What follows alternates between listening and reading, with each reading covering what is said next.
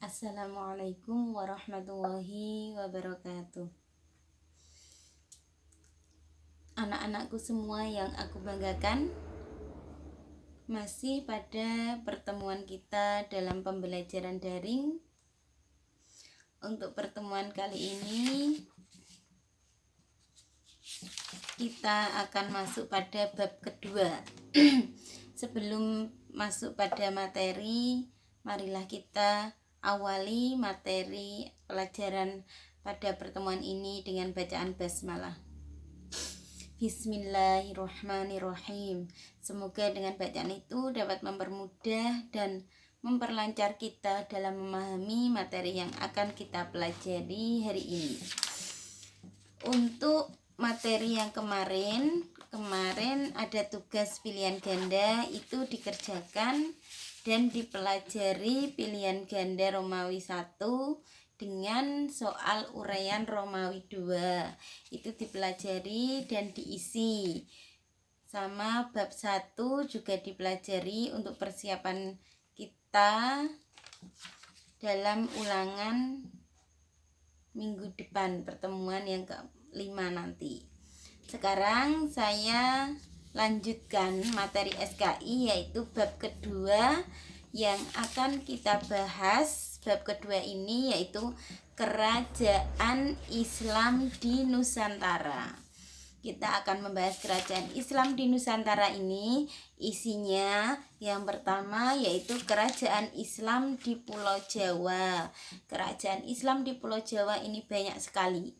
Yang pertama kerajaan Demak, yang kedua kerajaan Pajang, kerajaan Mataram Islam, Kesultanan Cirebon, yang kelima Kesultanan Banten. Tuh, kerajaan Islam yang ada di Pulau Jawa ada 5. Terus selanjutnya besok kita pelajari kerajaan Islam di Sumatera, itu nanti. Sekarang kita akan mempelajari terlebih dahulu kerajaan Islam di Jawa, yaitu yang pertama kerajaan Demak.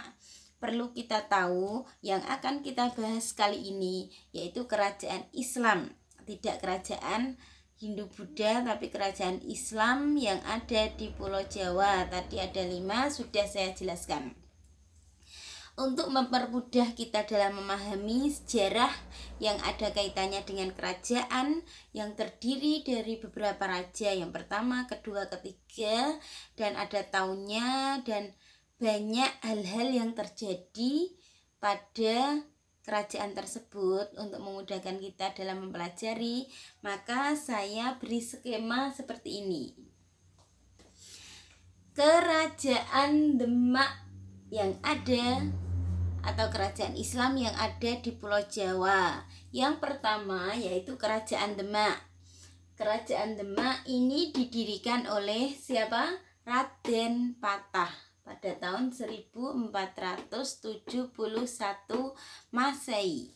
Setelah Raden Patah meninggal dunia, akhirnya kerajaan Demak ini digantikan oleh putranya yang bernama siapa? Pati Unus. Pati Unus ini terkenal dengan nama Pangeran Sabranglor.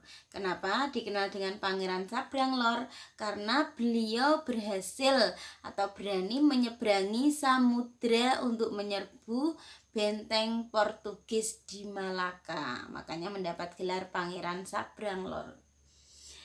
Selain itu, Raden Patah mendirikan kerajaan Demak ini sendirian, tapi dia menjalankan pemerintahannya didampingi para wali songo yang ada di Pulau Jawa.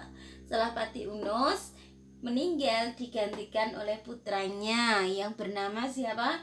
Sultan Trenggono. Kerajaan Demak pada masa dipimpin oleh Sultan Trenggono ini mencapai puncak kejayaan atau masa kejayaan. Kenapa?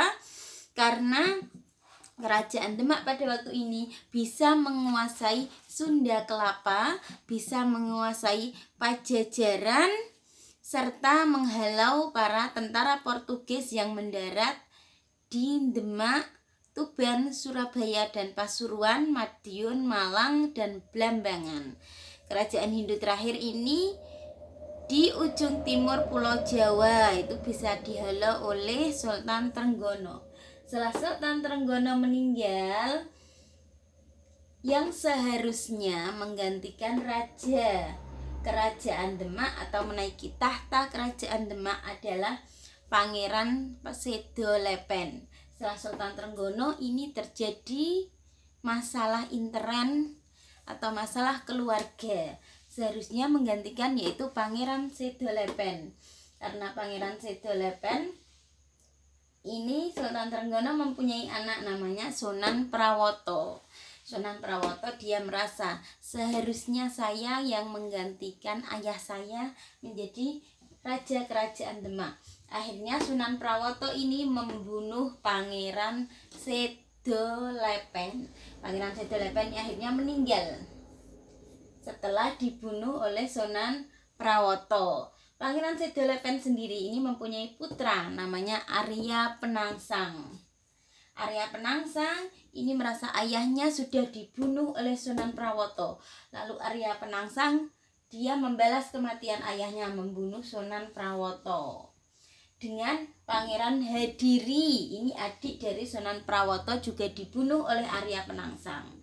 Setelah itu Arya Penangsang ini menjadi raja Kerajaan Demak setelah Pangeran Sedolepen dia naik tahta dan sudah membunuh 2 orang, yaitu Sunan Prawoto dan Pangeran Hadiri. Setelah Arya Penangsang menjadi raja Kerajaan Demak, dia dihasut atau diapakan? Dia diperangi oleh menantu Sultan Trenggono. Menantunya Sultan Trenggono yang bernama Joko Tingkir. Akhirnya Joko Tingkir ini dia melawan Arya Penangsang karena dia sudah membunuh anak dari Sultan Trenggono yang bernama Sunan Prawoto dengan adiknya yaitu Pangeran Hadiri. Akhirnya terjadi peperangan dan Arya Penangsang akhirnya meninggal dunia dan dikalahkan oleh Joko Tingkir atau dikenal juga dengan nama Mas Karebet. Ini Joko Tingkir, nama lainnya yaitu Pangeran Adiwijaya. Adiwijaya atau dikenal juga dengan nama Mas Karebet. Yang terakhir yaitu yang menduduki tahta Kerajaan Demak yaitu bernama Joko Tingkir atau kita kenal Pangeran Adiwijaya atau Mas Karebet. Setelah dia sudah memimpin Kerajaan Demak, akhirnya Kerajaan Demak dipindah di Kota Pajang. Inilah sejarah berdirinya Kerajaan Demak sampai kekuasaan Kerajaan Demak tadi yang pada waktu pertama kali didirikan oleh Raden Patah pada tahun 1471 Masehi dan juga dibantu oleh para wali songo. Perlu diketahui bahwa Raden Patah ini diangkat menjadi raja Kerajaan Demak oleh para wali songo berdasarkan musyawarah yang dipimpin oleh Sunan Ampel. Tadi raja Kerajaan Demak ada berapa? Yang pertama Raden Patah, yang kedua Pati Unus, yang ketiga Sultan Trenggono, yang keempat Arya Penangsang, yang kelima Joko Tingkir atau Pangeran Adiwijaya atau Mas Karebet. Terus yang kedua yaitu Kerajaan Pajang. Ini lanjutan dari Kerajaan Demak yang dilanjutkan oleh Joko Tingkir tadi yang dipindah di Pajang. Terus untuk tugas SKI Kerajaan Pajang, Kerajaan Mataram Islam sama Kesultanan Cirebon. Yang kelima Kesultanan Banten. Ini dipelajari terlebih dahulu sama dibuat kayak skema kayak seperti ini ya, biar kalian mudah memahami. Kerajaan, misalnya kerajaan Pajang itu didirikan oleh raja pendiri siapa, terus sampingnya tahunnya siapa, terus raja kedua siapa. Kalau ada masalah ditulis seperti ini, dibuat yang bagus, ditulis di bukunya. Minggu depan tugas SKI untuk membuat skema kerajaan Islam yang ada di Pulau Jawa, nanti dikumpulkan ya. Demikian materi SKI untuk pertemuan kali ini. Dan jangan lupa untuk bab 1 dipelajari sama tadi, diingat lagi tugas pilihan ganda sama yang bab soal uraian itu juga dipelajari. Nanti sewaktu-waktu kalau ada ulangan saya ambilkan dari bab 1 sama pilihan ganda sama soal uraian yang kedua. Demikian materi SKI pertemuan kali ini, semoga mudah dipahami dan bermanfaat bagi kita semua. Assalamualaikum warahmatullahi wabarakatuh.